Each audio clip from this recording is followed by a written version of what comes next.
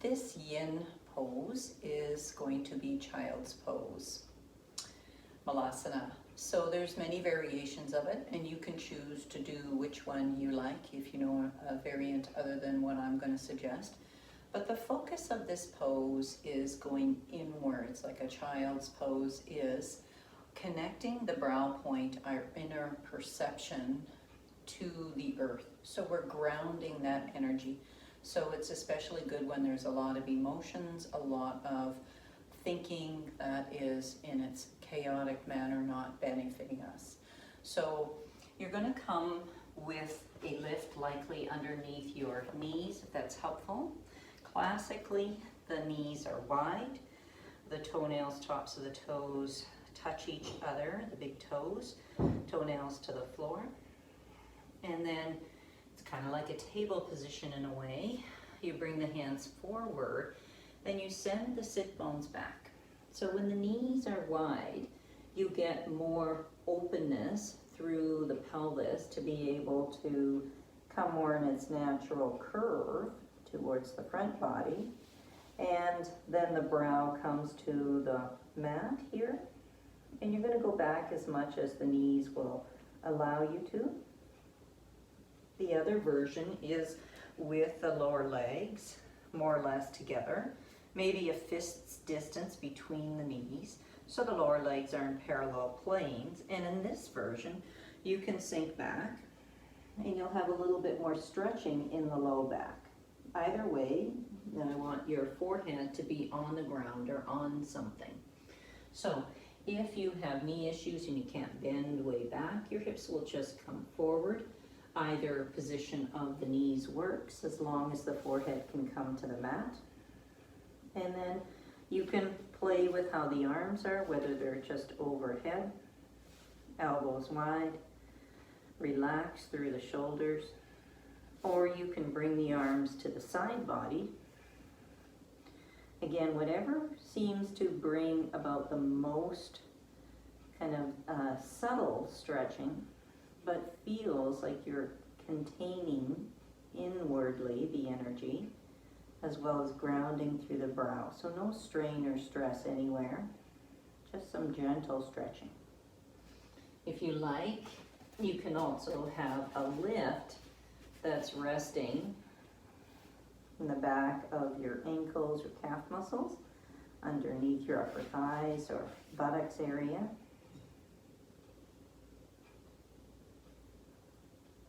So coming into your version of child's pose, Balasana, and start some deep breathing here. Breathing in the energy of the earth through your brow. Envisioning it coming right into the depth of the brain.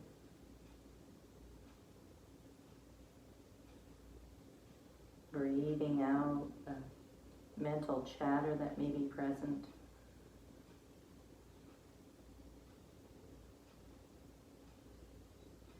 Lengthening your breathing, perhaps counting it on both the in-breath and the out-breath by 1,000. 1001, 1002, 1003, 1004, and the same on the out-breath.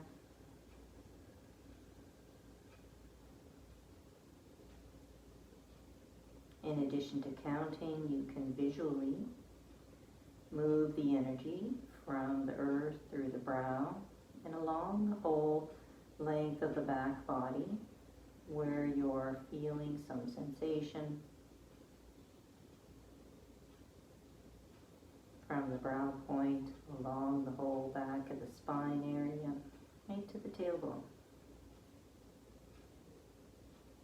As you exhale, you can loop it back up across the pelvic floor, the front of the spine, and back out the brow point to the earth. Finding that nice circular movement, flushing the energy, clearing it, grounding it.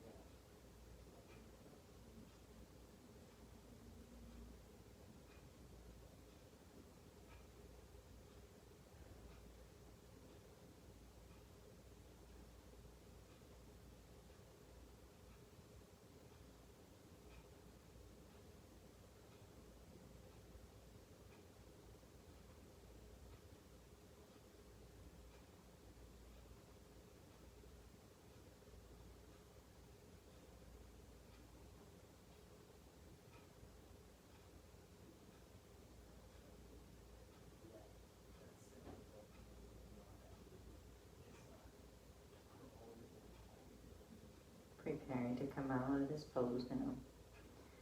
Wherever the arms are, slide the hands back on either side of the chest, shoulder area to press in, to lift the forehead up, to lift the hips up. Walk the hands forward.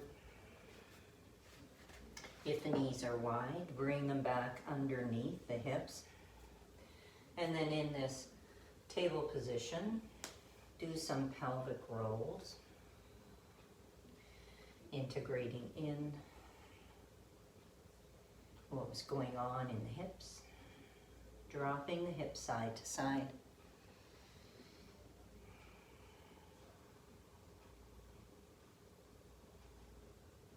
Then from here, you can feel free to do another pose or just go on back to your day. Or if this is before evening, transitioning to bed in a more relaxed way.